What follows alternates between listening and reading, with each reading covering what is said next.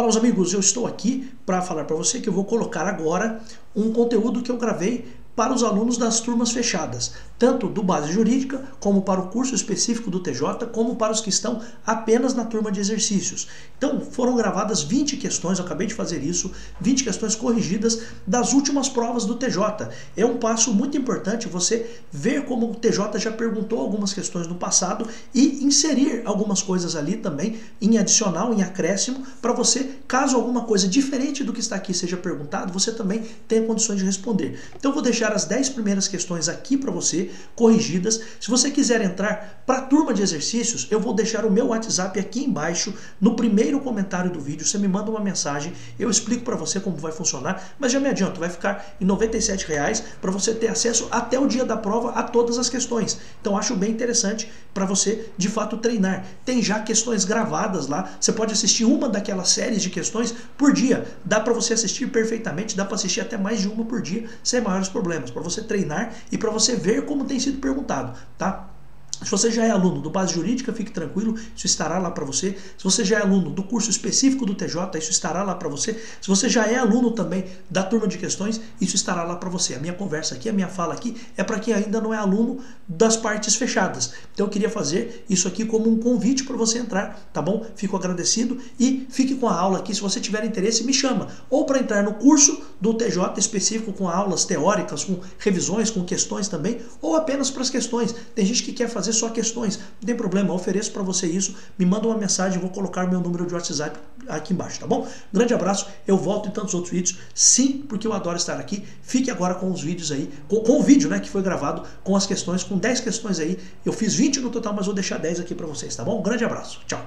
Olá, meus amigos, estamos de volta aqui para a correção de questões. A gente vai fazer hoje uma análise de questões de direito constitucional que já foram perguntadas no concurso do TJ de São Paulo entre os anos de 2014 a 2018. O objetivo é fazermos aqui uma varredura dos últimos 10 anos das questões de direito constitucional que já foram perguntadas na prova do TJ, porque isso me parece um passo muito adequado, muito importante quando você está estudando para um concurso que tem questões que por vezes se repetem. Muito embora a gente também vai ver outras questões que não são questões do TJ, a gente vai ver questões também da VUNESP, mas que foram perguntadas em outras ocasiões para que a gente fique ligado, né? Mas é um passo fundamental para a sua prova, para o seu concurso, você olhar questões, pelo menos aí dos anos anteriores, a gente vai fazer essa varredura dos últimos 10 anos de concurso do TJ. Veja, o objetivo aqui é a gente fazer o estudo das questões. Estudar as questões é ver o que caiu, como caiu e por que aquilo é verdadeiro ou por que aquilo é falso. Esse é o ponto importante. Quando a gente fala e a gente lê muito falando sobre estudos por questões, é a pessoa abdicar de olhar uma aula, abdicar de olhar o conteúdo escrito e só buscar conhecimento nas questões. Isso a gente não vai fazer, porque isso não dá certo, tá? A gente tem que olhar as questões, fazer o estudo e estudar as questões, tá bom? Então, parece uma questão que só de terminologia, mas é uma diferença muito importante. Não é algo assim simples, não. Você vai estudar as questões, é você olhar o time adversário e ver como o time adversário joga. Eu vou estudar o time adversário. Esse é o ponto, tá bom? Então, a gente vai olhar aqui a primeira questão, nos termos da Constituição Federal, os tratados e convenções internacionais. Veja, a gente está falando aqui do artigo 5º, parágrafo 3º da Constituição. E veja, o artigo 5º, parágrafo 3º, que foi inserido muito depois da promulgação da Constituição, ele diz que os tratados de direitos humanos os tratados internacionais celebrados pelo Brasil que versem sobre direitos humanos, se eles forem aprovados do mesmo jeito que são aprovadas as emendas à Constituição, esses tratados vão ser ali integrantes do próprio texto constitucional. Então eles equivalem à emenda constitucional. Então isso é o que diz a questão 1, a letra B. Ó. Os tratados e convenções internacionais serão equivalentes às emendas constitucionais se versarem sobre direitos humanos e forem aprovados em cada casa do Congresso Nacional em 2 turnos por 3/5 dos votos dos respectivos membros. Tá? Então esse é um ponto importante. Então o que se costuma perguntar? Primeiro, qual é o tipo de tratado internacional? Tratado internacional sobre direitos humanos. Por quê? Porque você vai ver aqui, ó, tratados internacionais sobre direitos humanos ou não. Não, a Constituição diz tratados internacionais sobre direitos humanos, certo? Então essa é a primeira coisa, e a gente tem 2 alternativas aqui que falam sobre direitos humanos ou não. Então isso já exclui essas outras alternativas. Pois bem, outra coisa importante, né, que é relevante que a gente veja, qual é O quórum, qual é a quantidade de votos que precisa ter? Ó, a questão aqui fala 2/3, 2/3 está errado, porque são 3/5, tá? Então, ó, 2/3 também, isso está errado, tá? Então, 2/3, 2/3, e aqui diz maioria absoluta dos votos. Então, está tudo errado. De fato, aqui a alternativa que de fato se adequa seria essa. Olha a letra C. Terão hierarquia infraconstitucional, supralegal? Não. Veja, existe uma discussão com relação, existiu, né, uma discussão sobre alguns tratados internacionais de direitos humanos, e o que se chegou à conclusão, o Supremo Tribunal Federal disse que os tratados internacionais que não forem aprovados desta forma aqui, por 3/5 dos votos em 2 turnos, eles teriam o status de norma supralegal. Ok, isso é uma informação relevante, importante, mas o que diz a Constituição especificamente, o nosso estudo aqui é do que diz a Constituição, os tratados de direitos humanos, tratados internacionais de direitos humanos, são equivalentes às emendas constitucionais. Então veja, a hierarquia infraconstitucional é como se eu dissesse o seguinte: olha, esses tratados estão abaixo da Constituição, e não é isso que a Constituição está dizendo. A Constituição está dizendo que eles são equivalentes, eles são iguais às emendas constitucionais. É como se eu dissesse para você o seguinte: esse conteúdo é Constituição, ele está dentro da Constituição, ele é um texto de emenda constitucional, tá bom? Então por isso que as outras alternativas estão erradas aqui, portanto, resposta letra B. Serão equivalentes às emendas constitucionais se versarem sobre direitos humanos, aprovados em cada casa do Congresso em 2 turnos, ou seja, primeira votação, segunda votação na Câmara, primeira votação, segunda votação no Senado, por 3/5 dos votos dos respectivos membros. Então, questão 1, resposta letra B, tá bom? Questão 2, levando-se em conta o que dispõe a Constituição Federal, assinale a alternativa correta. Olha só, aqui a gente está olhando questões relacionadas ao artigo 5º, 6º, 7º da Constituição. Veja, é inviolável o sigilo da correspondência e das comunicações telegráficas e de dados e das comunicações telefônicas, salvo no último caso por ordem judicial, nas hipóteses e na forma que a lei estabelecer para fins de investigação criminal ou instrução processual civil. Não, é apenas instrução penal. Então você pode violar comunicações para as questões criminais. Então não é para instrução processual civil, mas é para instrução processual penal, tá bom? É livre a expressão da atividade intelectual, artística, científica e de comunicação, salvo censura ou licença. Não, salvo significa, quando você diz assim, salvo, você coloca ali uma ressalva, né? Você coloca ali uma exceção. E na verdade, o que o texto da Constituição diz é o seguinte: é livre a expressão da atividade intelectual, artística, científica e de comunicação, independentemente de censura ou licença, ou seja, independentemente. Então, por vezes você pode errar uma questão porque você pode escorregar na língua portuguesa. Quando você tem a expressão salvo, significa o seguinte: a não ser que tenha censura ou licença, não está errado. Por quê? Porque a Constituição diz que é independente de licença ou de censura, tá bom? Então a letra B está errada. A letra C, é livre exercício de qualquer trabalho, ofício ou profissão, sendo vedado a lei condicioná-lo a qualificações profissionais? Não, muito pelo contrário, né? A própria lei pode estabelecer ali algumas diretrizes para o exercício de profissão. De fato, é verdadeiro que você tem a liberdade de exercer qualquer trabalho. Agora, se o seu trabalho envolve alguma coisa que está regulamentada por lei, a lei pode sim colocar ali condições para você exercer sua profissão. Você vai ser um engenheiro, você tem que seguir a lei. Você vai ser um advogado, tem que seguir a lei. Vai ser médico, tem que seguir a lei, tá bom? Então por isso que a letra C está errado, porque quando diz que é proibido a lei condicionar a qualificações profissionais, está errado. Por quê? Porque a Constituição autoriza que a lei condicione, tá bom? Então a letra C está errada. A letra D, as associações poderão ter suas atividades suspensas por decisão judicial, ainda que não transitada em julgado. Isso aqui poderia fazer você pensar que isso aqui está errado, mas veja, as associações elas têm a liberdade de funcionar, existe a liberdade de associação dentro do Brasil, mas qual é o ponto, né? Em algumas situações, você pode ter as atividades das associações suspensas ou extintas. Para você extinguir o funcionamento de uma associação, para você terminar completamente o funcionamento de uma associação, sim, você precisa de decisão transitada em julgado. Mas para você suspender, você não precisa, tá? Então, inclusive, isso não se confronta com o artigo 5º que diz que ninguém será considerado culpado a não ser com a sentença penal condenatória transitada em julgado, porque isso aqui é uma outra coisa, não tem nada a ver uma coisa com a outra, tá? Então, para uma condenação criminal, a pessoa só vai ser considerada culpada com decisão transitada em julgado. Tá tudo certo. Agora, a associação, eu posso suspender o funcionamento dela por uma decisão que ainda não transitou em julgado? Posso. Lembre-se de uma coisa importante, ó, só para a gente se lembrar aqui, a associação Para suspensão, não precisa de decisão judicial, certo? Então, precisa de decisão judicial,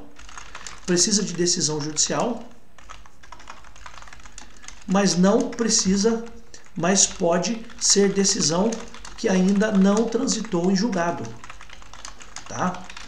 Agora, para a extinção, para o aniquilamento, para o término, para o encerramento das atividades, então para a extinção, para o encerramento, aí eu preciso de decisão transitada em julgado, tá? Então são coisas diferentes. Veja, para a suspensão, eu preciso de uma decisão judicial, ok. Só que essa decisão judicial pode ser uma decisão provisória, não precisa ser transitada em julgado. Agora, para a extinção, para o encerramento da atividade de uma associação, aí sim eu preciso de uma decisão transitada em julgado, por isso que a letra D de dado está certa. Olha a letra E, é plena liberdade de associação, inclusive de caráter paramilitar? Não, na verdade não pode associação em caráter paramilitar, eu não posso formar uma, embora aconteça, né? Eu não posso formar uma milícia, tá? Então, mas isso é proibido pela Constituição, tá bom? Então, e veja, por vezes o seu examinador coloca muitas coisas verdadeiras, mas uma coisa errada no meio das verdadeiras. Então é livre a associação? É verdade, é plena liberdade de associação.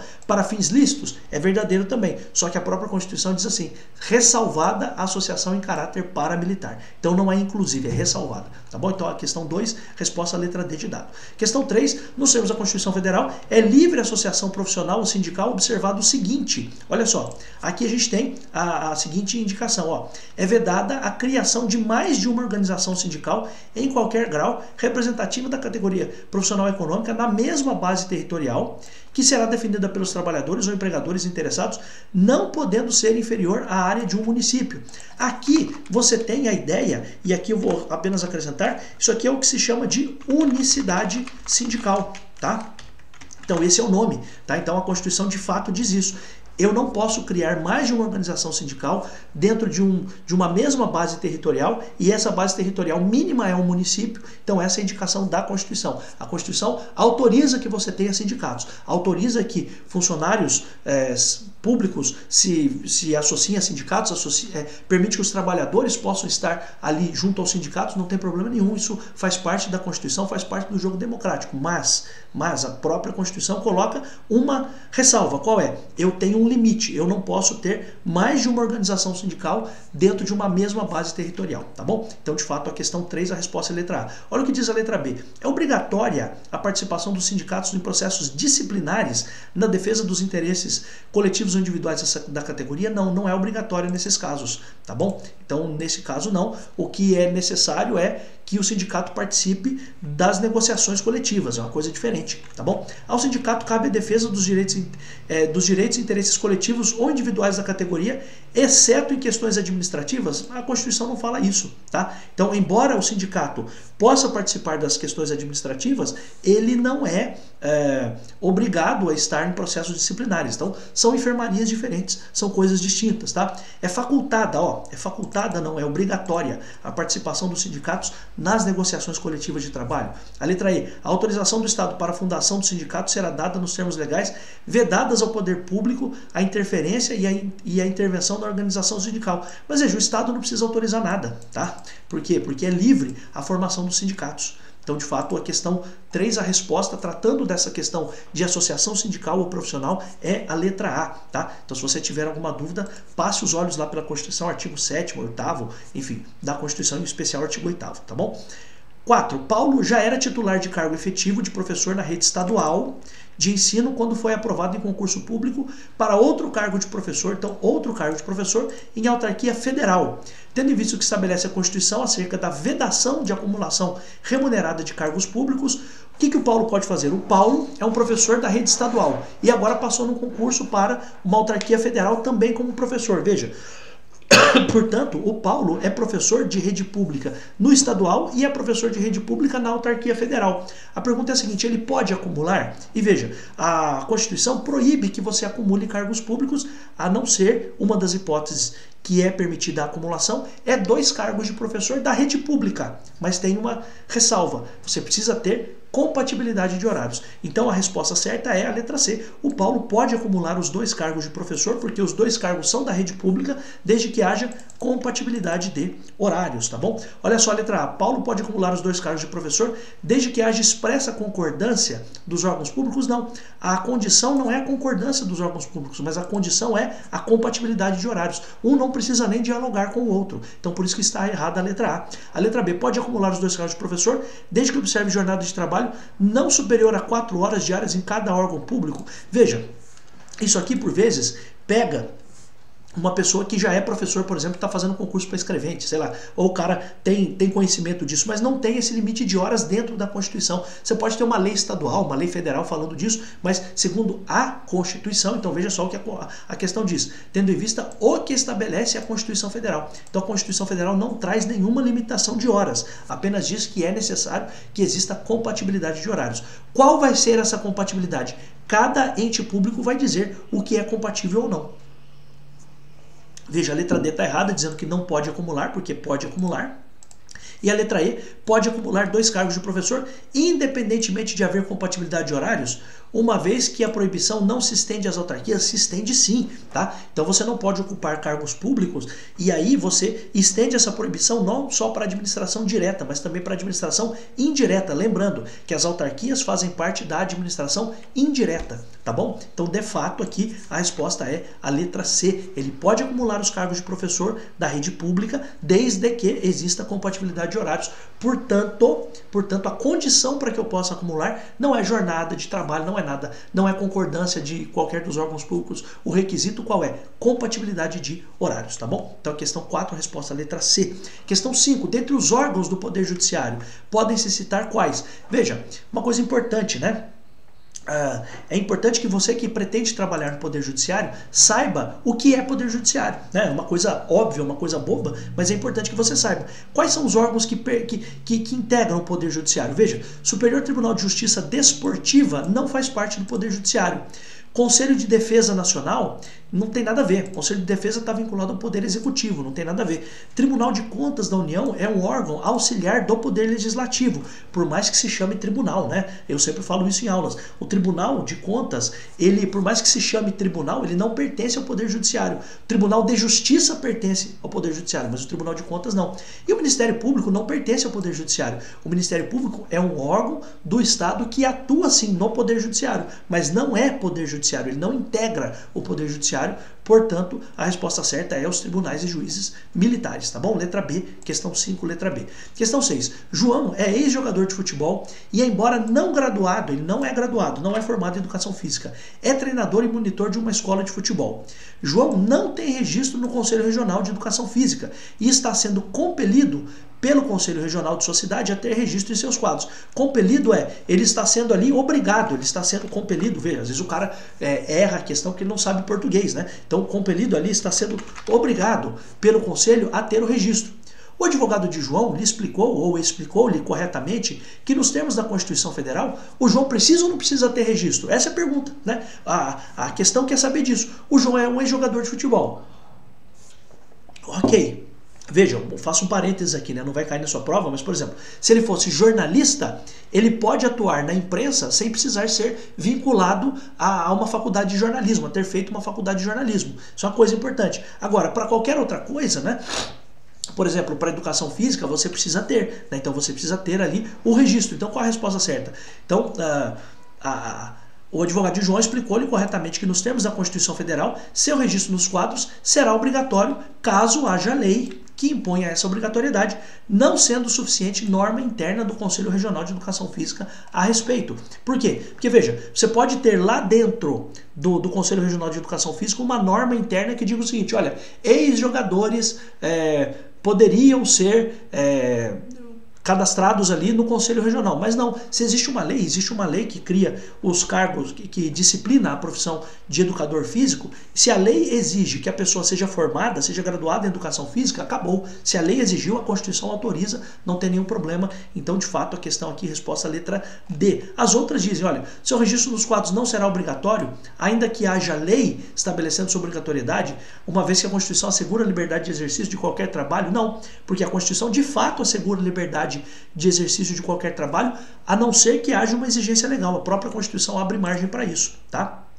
Então, se é a própria Constituição que estabelece essa limitação, não pode dizer agora que se tem lei eu não preciso cumprir a lei. Não, se a lei exige, tem que cumprir a lei, tá? A letra B, o CREF pode obrigá-lo a ter registro independentemente de qualquer disposição legal? Não, também está errado. A obrigação de ter registro é se a lei exigir, tá? Letra C, não poderá exercer profissão caso não haja lei que regulamente a profissão, sendo nessa hipótese descabida a exigência nos quadros do Conselho Regional. Não, está errado, tá? Por quê? Qual é o ponto aqui? Não poderá exercer a profissão de treinador caso não haja lei. Não, peraí, que regulamente essa profissão? É muito pelo contrário, né? Veja, você pode exercer qualquer profissão desde que não exista lei. Ou seja, se não tem lei a respeito que exige, você pode exercer a profissão. Então parece aqui uma tentativa de pegar o candidato aqui, né? Então pensa só numa coisa. Você quer desempenhar uma profissão. Tem alguma lei que me proíba ou que exige alguma coisa de mim? Não tem lei. Bom, se não tem lei, eu posso exercer. Agora, se tem lei, eu não posso exercer a não ser que eu cumpra a lei, tá? Então por isso que a letra C está errada, porque está dizendo que ele não pode exercer profissão porque não tem lei. Não, mesma coisa, cara, eu quero ser ilustrador gráfico, por exemplo. Tem alguma lei que diz que para ser ilustrador gráfico eu preciso fazer algum curso, alguma coisa? Não, não tem. Se não tem, eu posso ser ilustrador gráfico, né? Então por isso que a letra C está errada, tá? Dizendo que ele não pode exercer se não tiver lei. Não, se não tiver lei ele pode exercer, tá? Então essa é a ideia. Letra E, o CREF só poderá obrigá-lo a ter registro se houver norma interna deste conselho? Não, não tem nada a ver, tá? Por quê? Porque a exigência é da lei, a exigência decorre da lei, tá bom? Questão 7, é correto afirmar que a Constituição Federal, veja, inseriu a propriedade entre os direitos sociais. Bom, vamos lá. Veja, direitos sociais não... Veja, o direito à propriedade está lá nos direitos individuais, né? Então você tem lá, no artigo 5º, vida, liberdade, igualdade, segurança e propriedade. Então, a propriedade não está nos direitos sociais, mas está nos direitos e garantias fundamentais, nos direitos individuais, tá? Então por isso que está errado aqui. E veja que é uma questão inteligente, hein? Por quê? Porque a questão está verificando de você se você consegue perceber onde está aquele direito. Então, por exemplo, quando eu falo de um direito trabalhista dentro da Constituição, estou falando de um direito social. Quando eu falo, por exemplo, de um direito de não ser preso e de não ser considerado culpado até o trânsito em julgado da sentença penal condenatória, estou falando de um direito individual, tá? Então, esse é um ponto importante.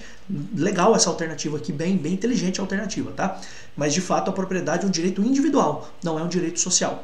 Garantiu aos trabalhadores o seguro-desemprego em caso de desemprego voluntário, não, é desemprego involuntário, tá? Então, apenas involuntário, ou seja, desemprego voluntário é o cara que pediu demissão. Pô, o cara vai pedir demissão e ainda vai receber seguro-desemprego? Não dá, tá? É só quando ele foi demitido, então ele está desempregado sem que seja da vontade dele, o desemprego involuntário. Então a letra B está errada. A letra C, conferiu direitos sociais diferenciados a trabalhadores urbanos e rurais, tendo em vista as particularidades do exercício de cada um desses trabalhos? Não, tá? Então não é direitos diferenciados, porque são os mesmos direitos, tá bom? Então, a única diferença que existe é com relação ao trabalhador doméstico, que é uma outra coisa, que é uma outra categoria, tá bom? Então, não tem nada a ver direitos dos trabalhadores urbanos e rurais. Quando você lê na Constituição, inclusive, diz, constitui-se direitos dos trabalhadores urbanos ou rurais, tá? Então, por isso que está errada a letra C. Não há direitos diferenciados do ponto de vista da Constituição. Possibilitou o aumento, possibilitou o trabalho noturno perigoso e insalubre apenas a maiores de 16 anos, proibindo-os aos maiores de 14 e aos menores de 16 que trabalham na condição de aprendiz. Nada a ver, não tem nada a ver isso aqui, tá?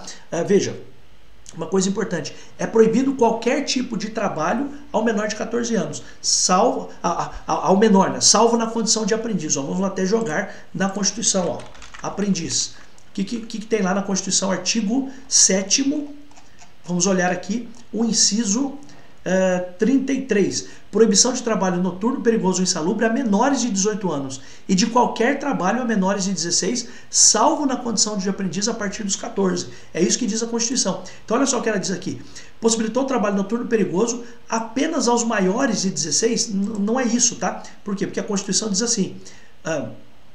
proibição de trabalho noturno, perigoso ou insalubre aos menores de 18, tá? Então, e de qualquer trabalho aos menores de 16, tá? Então, é uma coisa bem interessante aqui para você se lembrar, né? Salvo na condição de aprendiz a partir dos 14 anos, tá?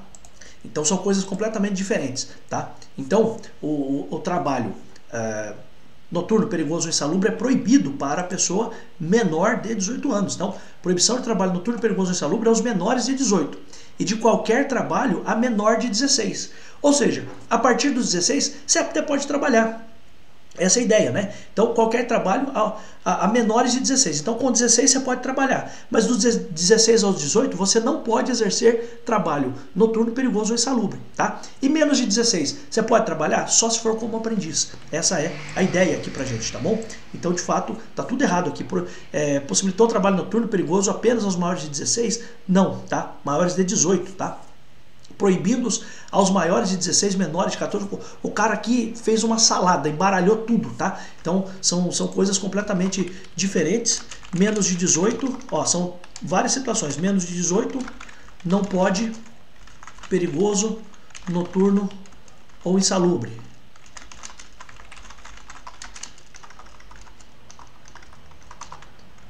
Menos de 16, nunca. Salvo aprendiz. A partir de 14. Agora, se o cara tem 16 anos, ele pode trabalhar, só não pode noturno, perigoso ou insalubre. A partir de 16 anos, pode trabalhar, mas não pode perigoso, noturno ou insalubre, tá? Que é a primeira disposição, que eu não precisaria nem escrever aqui, você conseguiria interpretar isso, tá? Então isso é um ponto importante. 8. Ricardo, cuja mãe é brasileira e cujo pai é chileno, nasceu no México durante uma viagem de sua mãe a esse país. Sua mãe é brasileira, tá? Durante a viagem da sua mãe a esse país, a serviço do Brasil. Cara, se tá a serviço do Brasil, acabou, é brasileiro nato, não tem mais o que falar, tá? Acabou, não precisa de mais nada, tá? Se o pai ou a mãe está a serviço do Brasil e nasceu fora do Brasil, brasileiro nato, acabou, não tem o que questionar aí, tá bom? Então questão 8, letra A, é brasileiro nato porque a mãe está a serviço do Brasil, resolveu, tá? Questão 9, a administração pública direta e indireta deve observar o seguinte comando constitucional. Aqui a gente está olhando aqui a questão relativa a vencimentos, preenchimento de cargos, lá do artigo 37 seguintes da Constituição, olha só. Os acréscimos pecuniários percebidos por servidor público serão computados e acumulados? Não, não serão computados, tá? Para fins de outros acréscimos, eles não serão computados. É vedado aos estrangeiros o acesso a cargos, empregos ou funções públicas? Não, é permitido. Você precisa ter uma lei que regulamente, mas é permitido, segundo a Constituição, tá? A letra C fala da equiparação ou da equivalência dos vencimentos. Equiparação não, mas equivalência dos vencimentos. Os vencimentos do Legislativo e Judiciário não podem ser superiores ao do Executivo. Lembrando que o máximo do que pode se receber no funcionalismo público é o que recebe o ministro do Supremo, tá? Então você tem ali uma equivalência dos subsídios todos recebidos pelos poderes, tá? Então você não pode ter um ganhando mais do que o outro, tá? Essa é a ideia dos poderes, então poder legislativo, judiciário e executivo, tá? Os cargos em comissão devem ser preenchidos exclusivamente por servidores ocupantes de cargo efetivo, não, tá? Cargos em comissão, eles podem ser preenchidos por pessoas que não são ocupantes de cargo efetivo. Lembrando só de uma coisa importante, né? Função de confiança é preenchido por quem já está na administração, cargo efetivo. Agora, cargo em comissão, uma parte pode ser de livre nomeação e exoneração e um percentual precisa ser regulamentado em lei para que conste, para que também sejam contemplados os servidores de cargo efetivo. Vamos lembrar disso aqui, ó. Função em comissão, apenas servidor efetivo. Função de confiança, né? Melhor, função de confiança, apenas servidor efetivo. Cargo em comissão, livre nomeação e exoneração, ou seja, qualquer pessoa, mas é necessário que a lei disponha de isso aqui as pessoas não lembram, né? Disponha de um percentual a ser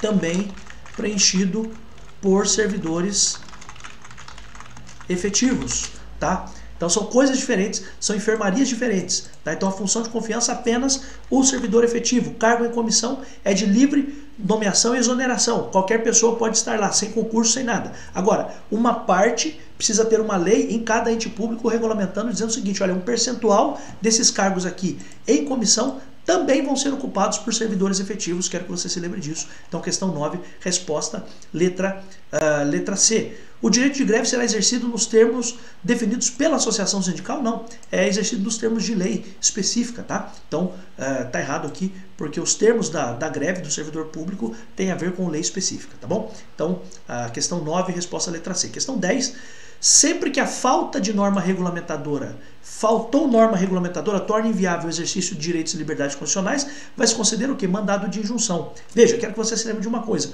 Quando eu tenho a norma, quando eu tenho o direito líquido e certo, eu estou falando de mandado de segurança, que pode ser individual ou coletivo. Ok. Agora, quando falta é ausência, eu não tenho. Bom, se eu não tenho, neste caso, o que eu preciso ter? Eu preciso ter o mandado de injunção. Então, dar-se-á o mandado de injunção sempre que a falta de norma regulamentadora torne inviável o exercício dos direitos e liberdades constitucionais relativos à cidadania, etc. Tá? Então, é mandado de injunção. Então, lembrando, né? Quando há direito líquido e certo, estou falando de mandado de segurança.